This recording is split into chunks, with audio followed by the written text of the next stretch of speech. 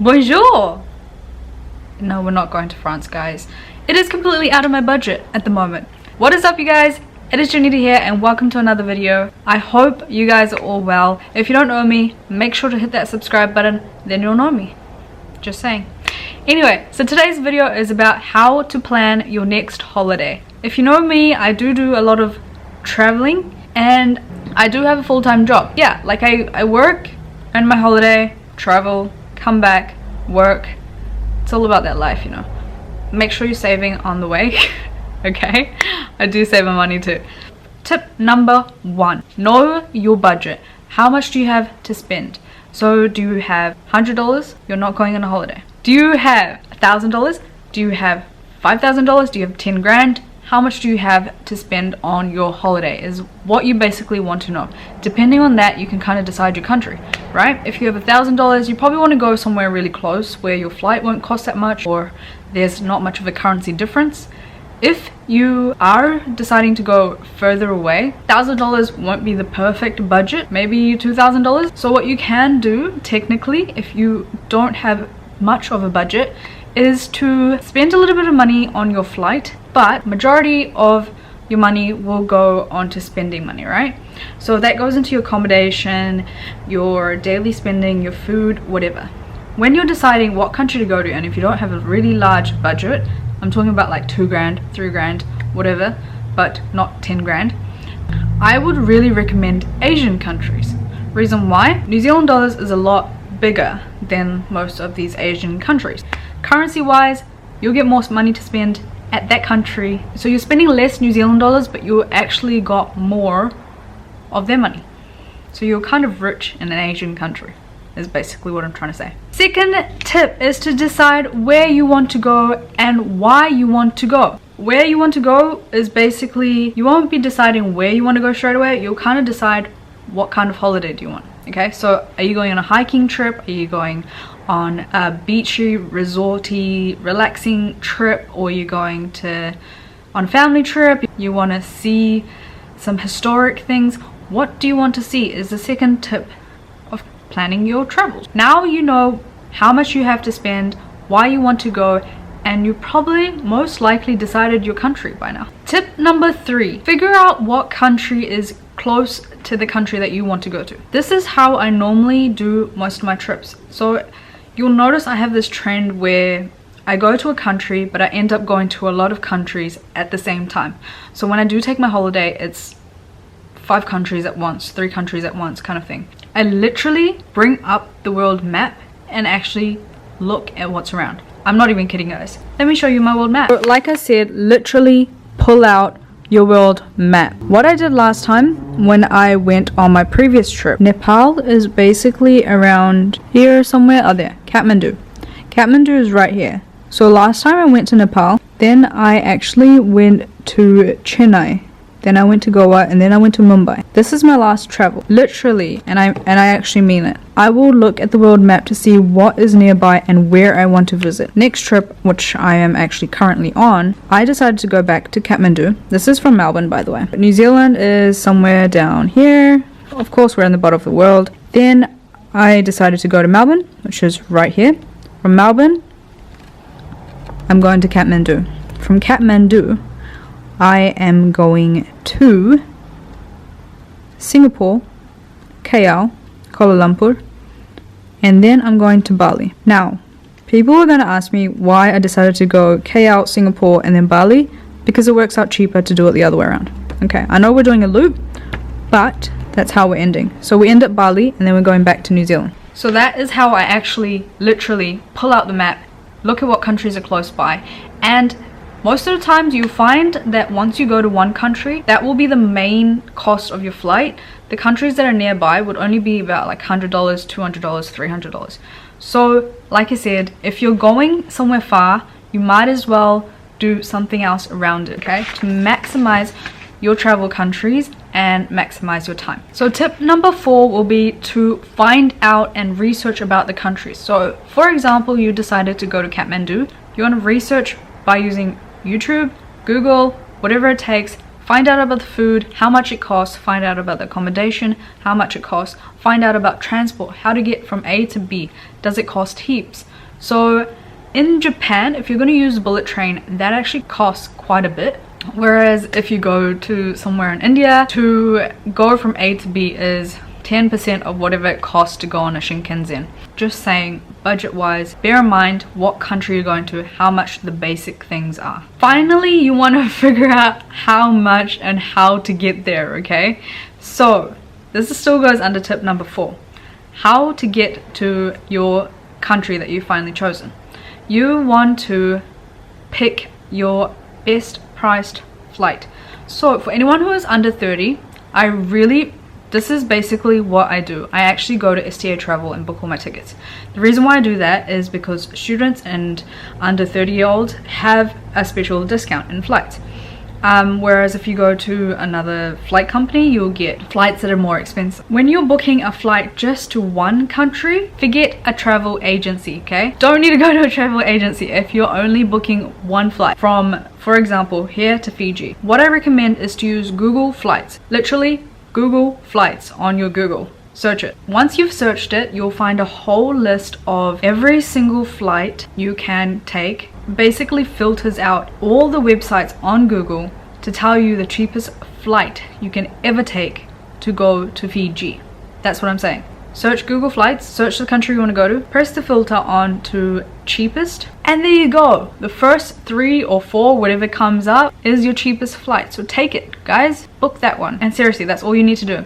You can book multiple flights going to lots of different countries, but for me, when I want to do it, I prefer going to STA and sitting with them so I don't stuff up the dates, basically. And the best websites to use on accommodation is, for me, Expedia, because I book most of my things on Expedia. When you're on Expedia, you actually end up earning points. Every hotel that you book, every apartment, whatever you book, you end up gaining points. Those points actually end up as money, and it kind of gives you a discount. So you get bronze, silver, or gold, and you can get like $15 off your next accommodation or $30 off your next accommodation, which is, you know, like, it's just those little things which are like, yo, score, I'm saving $15, you know. My thing is Expedia, but also you can use other websites like Trivago, booking.com, just, yeah, anything really. Spending, I've already said this and I mentioned it before. Spending money, okay? You're spending money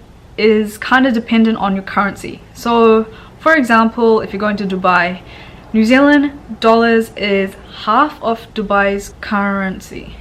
No, it's double, sorry.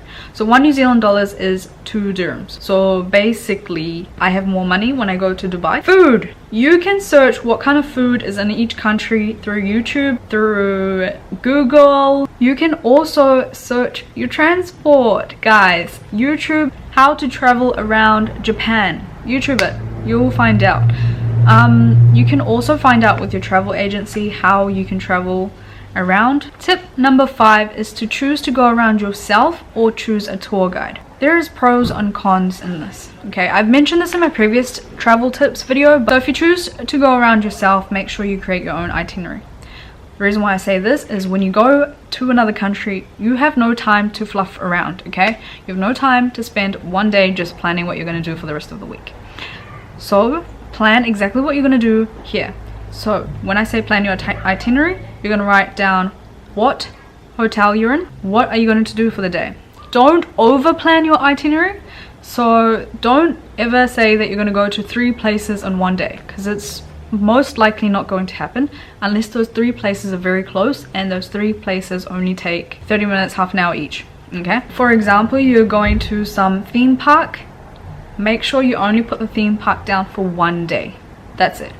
Next day you can do something else. Otherwise, seriously, it's not going to happen. If you're going by yourself, you're going to have to figure out how to get to your theme park or how to get to wherever you want to go.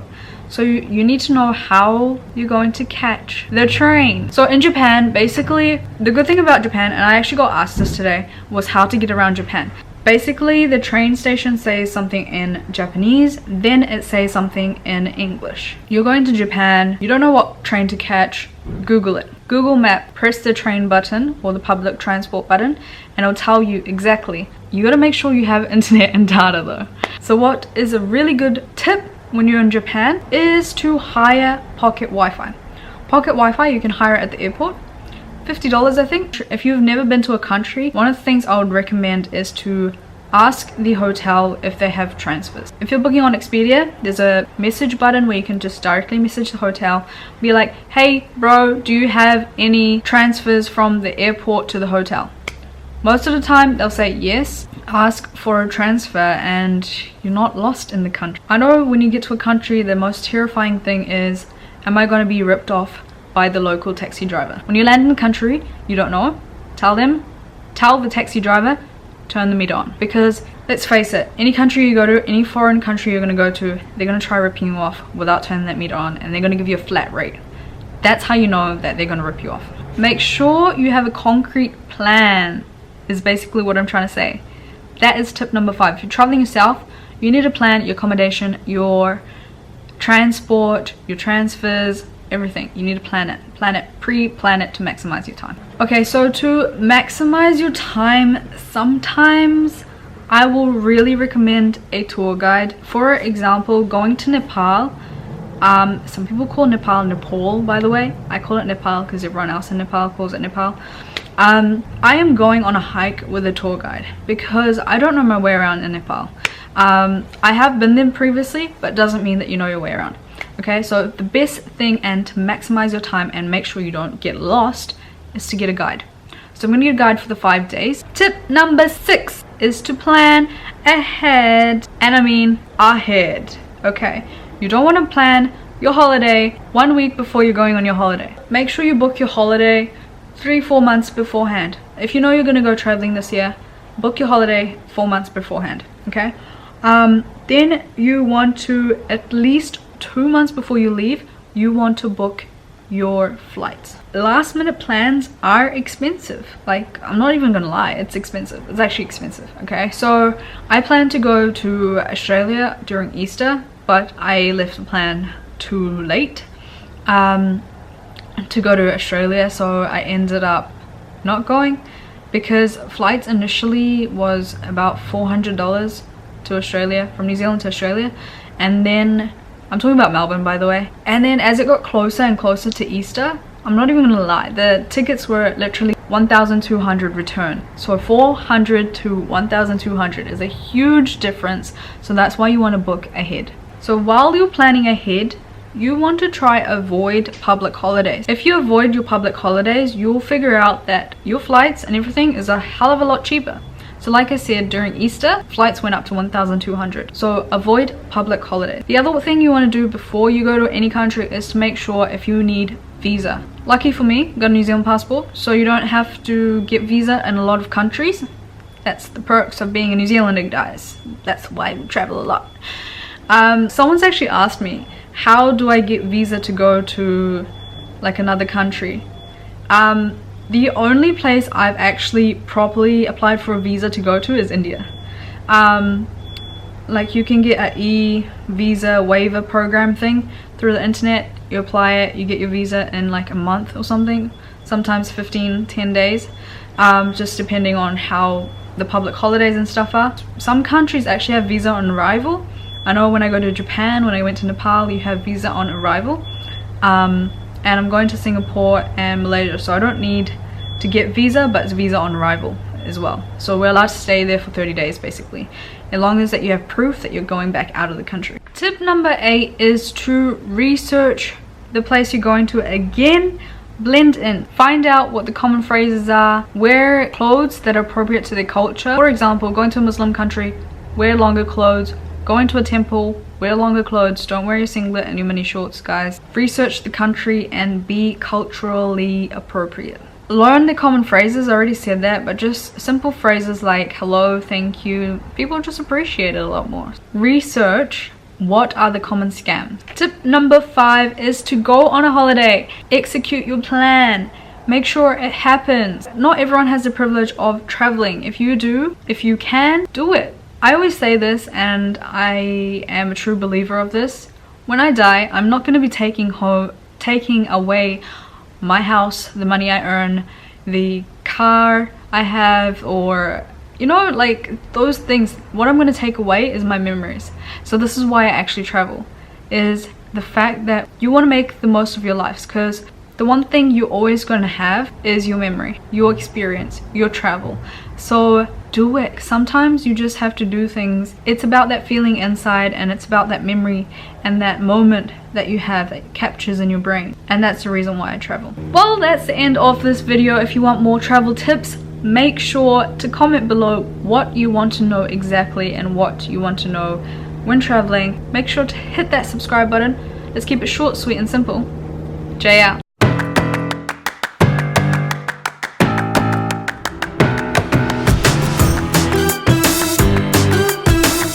By the way, if you like my makeup, it was on last week's video. So where the hell have you been if you don't know?